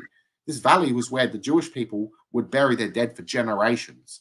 Not just that, before that, the Canaanites also buried their dead or burnt their dead, cremated them. Later on, as the Greeks would rule this place. So they would cremate their dead. Many Greeks were converted to Judaism, and many Jews were even converted to Greek Hellenism, so they would cremate their dead there. So the traditional Jews would bury their dead there, as they would believe in the resurrection of the dead. The ones that didn't give a shit and would burn it. Now, in reference to this, when the Romans owned this land, the Jewish people were still burying their dead there, but the Greeks and Romans were the only ones cremating their dead there. Now, this is because Canaanites, though still existing, were mostly Jewish now. They took on Jewish traditions. Now, the Romans also, in a separate part, had a rubbish dump there that the fires never went out. They burnt their rubbish there, and they threw the dead bodies of crucified victims there. They were declared Roman property. So if you didn't have any money, you couldn't retrieve the victim, your family member. It was left on the cross to decompose and rot away, and anything left over bones chucked into a fire. So they were naked on the cross too. A lot of stuff you see in Hollywood or art with a cloth covering their naked parts, this is for show. This is religious art, symbolism. They were naked. They were strapped up there with no clothing. Now, yeah, keep in mind the church was selling penance, or where you could pay a fee, and it'll save you from purgatory, or save your family member from purgatory, get them a free pass straight to heaven. Yeah, you can sin all week long, as long as you put your money in this plate. Boom, you are forgiven. Can I get an amen? Amen, brother. Oh, that's hilarious. You know, that always struck me as weird, as how you can always ask for forgiveness and be given it. I mean, but then it also depends on, you know, what do you consider forgiveness? You know, well, the word repent means, and you know that actually John Wycliffe mistranslated this word repent. That was actually metanoia, which means, you know, meta, coming from like the word, you know, metaverse, or beyond, meaning beyond. So the noia is mind. So to repent is the wrong translation. It's a mistranslation that basically means to think beyond your normal ideas, like to have a change of mind, you know, to grow, basically, to you know, yeah, you feel bad for what you've done, and it's time to grow. That's basically what it means. It doesn't mean like you got to ask God for forgiveness. Yeah. No, I'm gonna stick my finger in that electric socket twice just to make sure it happened the way that it did the first time. Uh-huh. Yeah, the whole focus on bad stuff was never even the original point. Like, even if you say you go to Gospel of Mary, it says that there is no sin. This is meaning to not focus on the bad. It's the things that we do that is called sin. So ignorance, out of ignorance. So even with the of going beyond these archons and ascending beyond the physical world and entering the spiritual plane, it mentions that you must ascend beyond lust, greed. These are human concepts. So whenever the Gnostic stuff, it's always in symbolism. It's always got deeper meanings meant to serve you. Even the scene of what Jesus walking on water is meant to serve you. How otherwise, how's this story actually meant to serve you if it's taken literally? It doesn't serve you at all. It's, oh yeah, I believe. Wow. But it's more than even with the scene that Peter is sinking, this is sinking into your life's problems.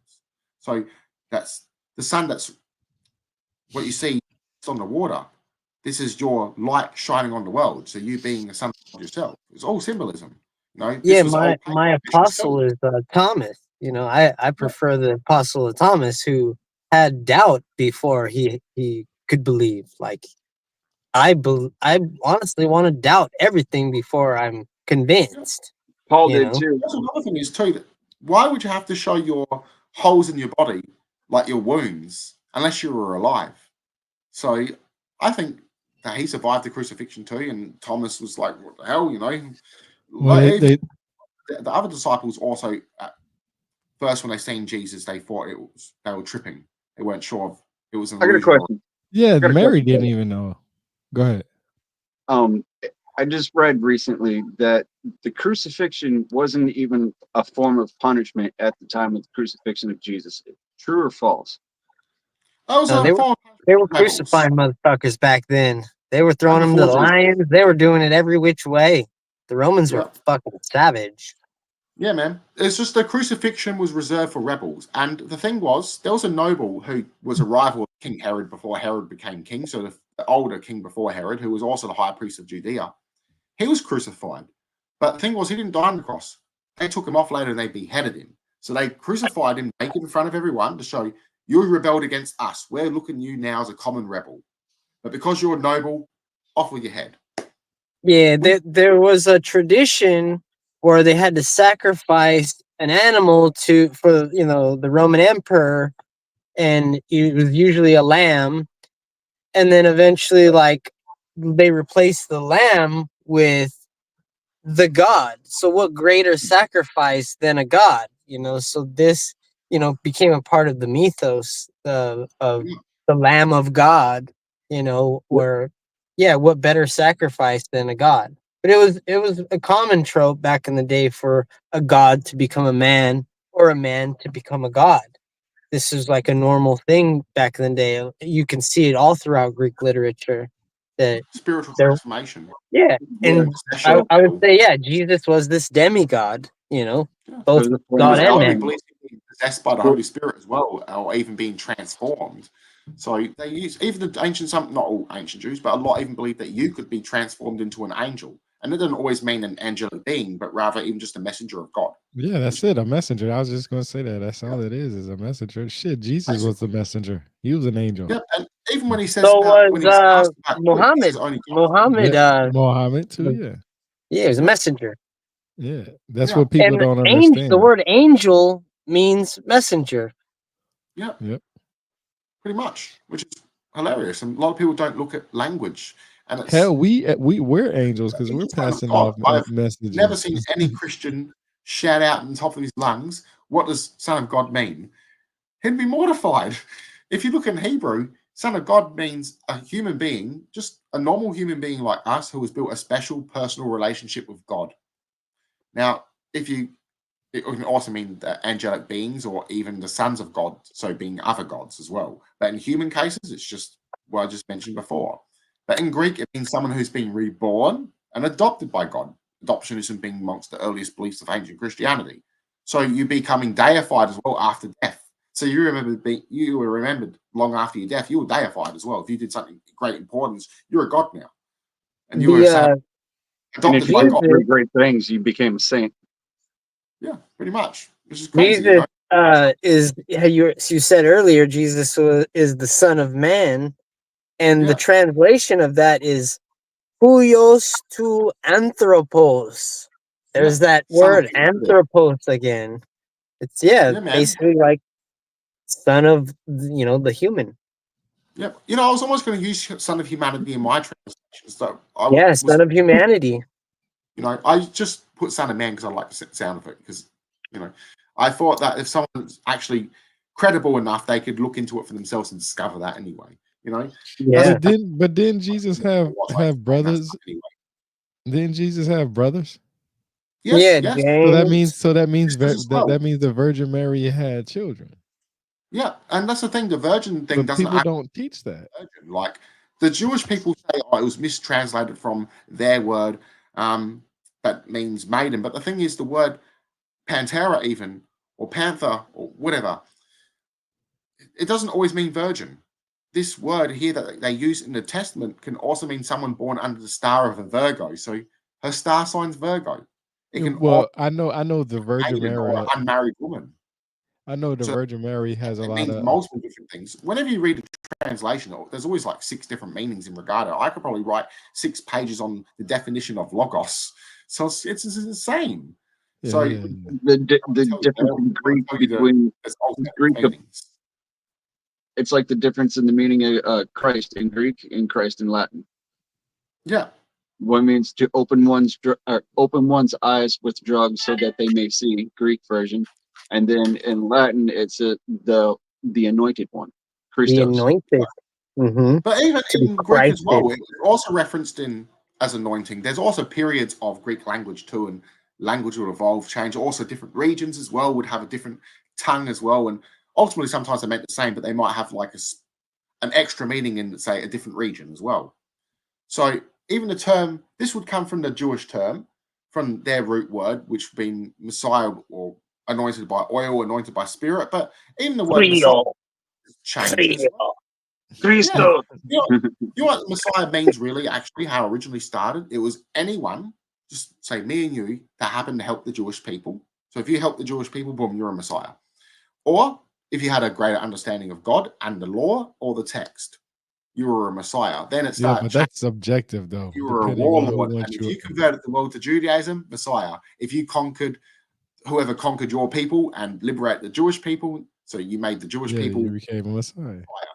Or if you said we're another king that uplifted Israel and you freed them from their conquerors, you were a Messiah. Cyrus the Great, he wasn't even Jewish. He was a Persian Zoroastrian king, and he was made Messiah of the Jewish people 600 years before Jesus. Later on, they stated that he ruled the whole world. Why? Because they believed that the Messiah ruled the whole world, or made the whole world respect him and made most of the world Jewish. Obviously, it didn't happen. All he did was conquered the Babylonians. He's like, hey guys, Jewish guys, come back. I built a temple for you. I'm your Messiah. Yes, praise be. We all come back. So he brought back the nobility that was exiled. Not all Jews were kicked out. Some stayed. It was only the nobility that worshipped Yahweh that were kicked out. Why? Because Yahweh was a war god. They were problematic. So some that worship El were too peaceful, believing that El didn't want any violence at all. So they were no problem. They didn't give a shit. They stayed outside of Babylonian affairs, and some of which even spoke their language and even married Babylonian women. So there was mixing as well. The Babylonians weren't all bad, you know. It's like this with a lot of cultures. So they kicked out the troublemakers that were rebelling. In the end, Rome did the same as well. They kicked out most of the Jewish people. You know, some were allowed to stay, but most of them were kicked out and exiled to Egypt. This is why a lot of them started speaking Greek as well. Their language was destroyed after that. They had to reconstruct it, and it wasn't until I think it was the 19th century that we had modern Hebrew. So, you know, crazy. So they lost a lot of shit because of their conquerors. They lost a lot during the Babylonian exile and then later during the Roman exile. Also because of Muslims too, gone around persecuting them, which we don't get a lot of discussions on, you know, which is crazy as well. They did a lot of damage. Like, arguably, if there was no Islam, we would still have much law on Zoroastrianism. You know, and also a lot of the Middle East would be Christian or Zoroastrian and Jewish. There would be no Islam, obviously. They spread through the sword, and if they did not go by the sword, there would have been some little tiny cult in Mecca that died out. So even Muhammad's uncle, for instance, mocked him and said that he was possessed by the devil, which is interesting, very interesting. We had people who later in antiquity rejected Muhammad and favored Ali instead, and Ali was like Jesus, God in flesh, which is See, if you told a Muslim that, they're like, no, that's not true. But yes, ancient Muslims believe this. There were certain sects. So like Christianity, you had different versions of the Islam faith. And even they don't comprehend this, they know better. They only think they're a new brainwashed cult. They're worse than Jews and Christians. Because this is why they're worse. They have to ask a Muslim scholar before they interpret it themselves. They're not allowed to interpret the Quran or the Hadiths by themselves. They have to ask a Muslim scholar. That is the definition of a cult, of brainwashing. You can't have your own opinion. That's not So good. my phone has like 3% and it's gonna die like any second. So I might have to just call it a night. Yeah, it's okay. We've done almost 2 hours here, so we've done a good. Yeah, dude, we're on a roll. Like, this is fucking dope, man. I like it. No, we can do another one whenever y'all want to, but yeah, I can close this down and we'll do another one. We can, matter of fact, we'll just come up with the topic. Yeah, we'll start with one topic and just start with that and just talk about that one topic. This one's basically the introduction of what we're gonna do then. That's what's up. We can do this every Sunday around this time if you guys want to. That's right. Cool. Yeah, I mean, yeah, like depending on what I got going on, but yeah, I would like to know like a little bit of heads up so I could do some digging and stuff to probably have some notes ready and stuff like that. Yeah. This is all on the fly, really. Well, how about we do the most important one right now before your 3% goes out? How about we do the Christ, Jesus being born on Christmas? You know how people talk about that. Let's talk about that next. All right. No worries. If you want to do something like that, yeah, cool. That's easy done. Yeah, we can find a lot of text on there and find a lot of information on there. Yeah, sounds good. All right, yeah. Well, we'll just think before your phone dies and stuff. Many blessings. Thanks for joining us in this chat, bro. You did fantastic. So yeah, we right on. Many blessings and lots of gnosis. All right, man. Y'all take it easy. All right, yeah. All right. I love you guys, man. Thank you. Bro. All right. I'm out. Much love, brother.